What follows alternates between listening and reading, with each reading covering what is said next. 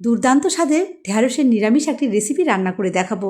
এই রেসিপিটা গরম ভাত, ফ্রাইড রাইস, পোলাও অথবা রুটি পরোটার সাথে খেতেও খুব ভালো লাগবে। আজকের রেসিপির জন্য আমি হাফ কিলো ঢ্যাঁড়স জল দিয়ে পরিষ্কার করে ধুয়ে তারপর ছোট ছোট টুকরো করে কেটে নিচ্ছি। অনেকেই আছেন ঢ্যাঁড়স খেতে পছন্দ করেন না, একবার এইভাবে রান্না করে দেখবেন, বাড়ির ছোট থেকে বড় সবাই আঙুল চেটে পুটে খাবে।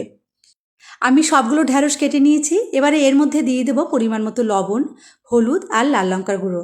তারপর 2 চামচ মতো বেসন দিয়ে সব কিছু একসঙ্গে খুব ভালো করে মেখে নেব। মশলা ঢ্যাঁড়সের গায়ে সুন্দরভাবে মাখা হয়ে গেছে।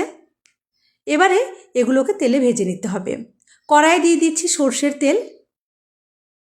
তেল গরম হবার পর মেখে রাখা ঢ্যাঁড়স গরম তেলে ছেড়ে দেব। সবগুলোই আমি একসঙ্গে দিয়ে দিয়েছি। মিডিয়াম আঁচে নাড়াচাড়া করে ঢ্যাঁড়স ভেজে নিতে হবে যেন সব দিকেই সমানভাবে ভাজা হয়। খুব বেশি কড়া করে ভাজার প্রয়োজন নেই, ঢ্যাঁড়সের রং কিন্তু বদলাবে না। তবে ঢ্যাঁড়সের গায়ে যে মশলা লেগে আছে, মানে বেসন লেগেছিল, সেইগুলো দেখুন ভাজা হয়ে লালচে রং ধরেছে। যখন দেখা যাবে মশলার রং বদলে গেছে, হালকা হালকা লালচে রং ধরেছে, ঠিক সেই সময় বুঝতে হবে ঢ্যাঁড়স ভাজা হয়ে গেছে। তারপর তেল ঝরিয়ে তুলে নিতে হবে। ঢ্যাঁড়স ভেজে নেবার পর ওই তেলের মধ্যেই ফোড়নে দিলাম হাফ চামচ কালো জিরে। হালকা আছে ওর মধ্যেই দিয়ে দিচ্ছি হাফ চামচ করে লাল লঙ্কার গুঁড়ো আর হলুদ। এই সময় অবশ্যই গ্যাসের ফ্লেম লোতে রাখতে হবে যেন মশলা পুড়ে না যায়। প্রয়োজন মনে হলে এখানে সামান্য একটু জলও দেওয়া যেতে পারে। আমি হালকা আছেই মোটামুটি 2-3 সেকেন্ড মশলা গরম তেলে নাড়াচাড়া করে নিয়ে একটি টমেটো কুচি দিয়ে দিয়েছি। আর ওর মধ্যে দিয়ে দিলাম 1 চামচ লবণ। লবণ দিলে তাড়াতাড়ি টমেটোটা নরম হয়ে যাবে। 1 চামচ দিয়েছি ধনে গুঁড়ো আর হাফ চামচ দিলাম আদা বাটা, মানে আদার পেস্ট।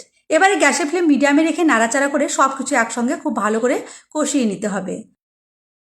দেখুন টমেটো কিন্তু বেশ নরম হয়ে এসেছে, মশলার রং বদলে গেছে আর মশলা থেকে তেল ছেড়ে দিয়েছে। মশলা আমার কষানো কমপ্লিট। ঠিক এই পর্যায়ে আসার পর আমি মিক্সিং জারে দিয়ে দিলাম 1 চামচ সর্ষে আর 1 চামচ পোস্ত। সর্ষে আর পোস্ত প্রথমে মিক্সিং জারটা ঘুরিয়ে একটু গুঁড়ো করে নিলাম। তারপর ওর মধ্যে দিয়ে দিচ্ছি 3টে কাঁচা লঙ্কা, সামান্য একটু লবণ আর 2 চামচ মতো টক দই।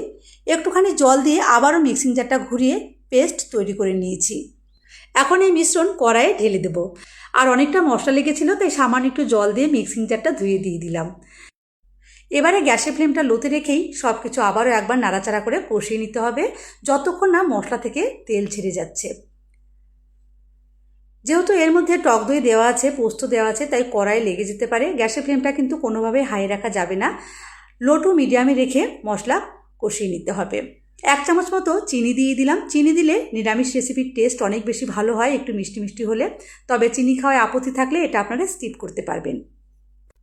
তো দেখুন মশলা থেকে আবারও তেল ছেড়ে দিয়েছে আর রঙটাও খুব সুন্দর হয়েছে। এই সময় দিয়ে দিচ্ছি আমি 3 কাপ মতো গরম জল।